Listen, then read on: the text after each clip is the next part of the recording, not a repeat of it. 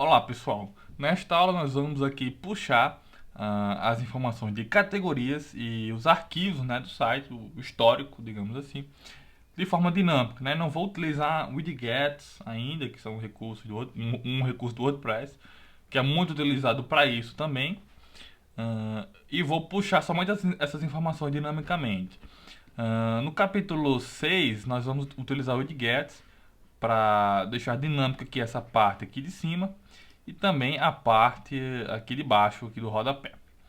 Então, eu vou utilizar aqui algumas funções muito simples que vocês podem pesquisar aqui, que são as funções WP List, categorias, para listar as categorias, certo? E a função WP Get arquivos. A WP List categorias, você passa alguns parâmetros para ela, e aí você consegue listar as suas categorias, né? As categorias que você tem no site, que é exatamente o que o layout aqui sugere que eu faça, né? Exibir aqui essas categorias. A outra função é a função WP Get Arquivos. E aí para ela, essa função, ela exibe links, né, para você exibir posts de um mês específico, ou de um dia, ou de um ano. É possível configurar aqui o tipo, né, se é mensal, ou seja, vai exibir cada mês, ou se você quer por dia, anualmente, né, os posts de um ano completo, certo? Então nós vamos simplesmente utilizar essas duas funções para montar aqui a nossa sidebar, beleza?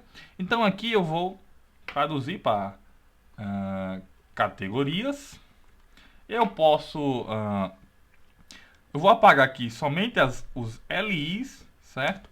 Porque quando eu chamar aqui a função WP List Categories, eu vou configurar para que ela não exiba a tag LI. Porque se eu chamar somente a WP List Categories sem passar nada, o que acontece? A marcação que ele vai estar imprimindo, né, não é a marcação que eu desejo.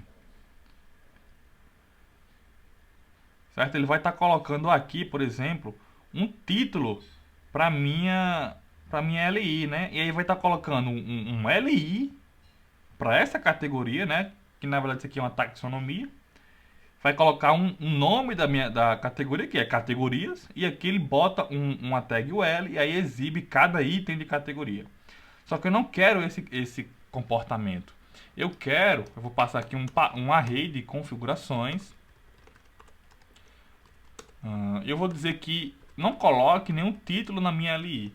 Quando eu configuro dessa forma, ele vai deixar de exibir essa LI aqui, e ele vai deixar de exibir também essa string aqui. Então, se nós inspecionarmos agora, ele está exibindo como nós esperamos, né? Ele não exibe nem a tag de abertura da UL, nem de fechamento. Ele exibe só os LIs para os itens de menu, certo? E aí o que acontece? O que é que nós podemos melhorar aqui? Ele está exibindo sem categoria. Eu posso configurar para não exibir essa categoria aqui. Eu só preciso descobrir qual é o ID dessa categoria, certo? Para descobrir eu posso vir aqui em post, categorias. Se eu clicar aqui em sem categoria, aqui em cima na minha URL tem um parâmetro tag ID. Isso aqui é exatamente o ID dessa categoria. Então aqui no meu WP List Categories eu posso passar um exclude. E aqui no meu exclude eu posso passar um ID. Eu vou passar aqui o ID número 1. E aí ele vai remover para mim a exibição aqui da categoria sem categoria, certo? E aqui para finalizar vamos fazer aqui a parte da listagem aqui dos arquivos do site, certo? Então aqui eu vou traduzir, né? Colocar aqui arquivos. Da mesma forma eu vou apagar somente os itens aqui do LI e eu posso simplesmente chamar a função. Eu não preciso, para o nosso caso, passar nenhum parâmetro, certo?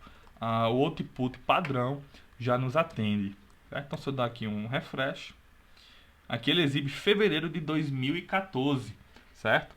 Como eu só tenho um post deste mês, ele exibe aqui fevereiro de 2014. Se eu pegasse aqui um post qualquer, e aí eu pegar o post 12, por exemplo, e eu editasse para que a data dele fosse em janeiro, né, atualizar, aí quando eu desse um refresh, agora eu vou ter um arquivo para o mês de janeiro, beleza? Então quando eu clico aqui, ele formata aqui meu URL, certo? Como nós não temos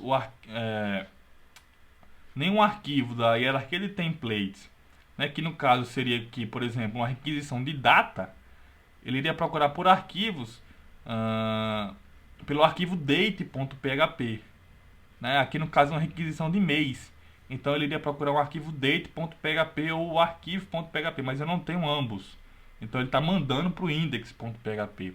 E aí o index ele está interpretando, está modificando a query principal, mas nós não estamos exibindo, né, adequadamente. E aqui eu continuo exibindo aqui o título de blog, beleza?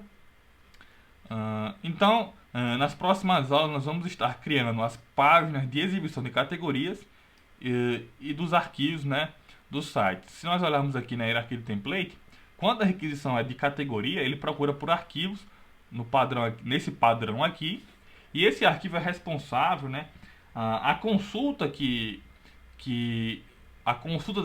dessa requisição, ela retorna todos os posts de uma categoria em específico, beleza? Então nas próximas aulas nós vamos estar criando esses dois arquivos, tanto o category.php como o arquivo date.php, beleza? Então nós nos encontramos aí na próxima aula.